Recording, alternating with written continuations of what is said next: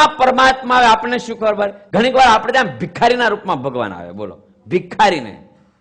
બલિ મહારાજને ત્યાં ભગવાન વામન જયારે ગયા ને ત્યારે ત્યાં જે ઋષિઓ, સાધુ, સંતો બીજા બધા બેઠા હતા લોકો, એને ખબર નહોતી કે આ વિષ્ણુ છે. સમજાને? ખુદ એના ગુરુને, બલિના ગુરુને ખબર નહોતી, શુક્રાચાર્યને, વિષ્ણુ છે. પછી ખબર પડી જયારે માગ્યું ને 3 ડગલા, ત્યારે શુક્રાચાર્યની આંખ ઉઘડી. મારો બેટો બ્રાહ્મણ કોઈ સંતોષી ના હોય. ક્ષમા કરજો, આમાં કોઈ બેઠા અત્યારે આધુનિકની વાત નથી, અત્યારે જોબો કરતા હોય એની વાત નથી. બાકી બ્રાહ્મણ કોઈ સંતોષી ના હોય. બ્રાહ્મણ હાથીની અંબાડીએ બેઠો તો મૂળાની ભીખ માગે. બોલો, એને સંતોષ ના થાય ગમે એટલું આપો તો. ત્યારે ખબર પડે આ વિષ્ણુ છે.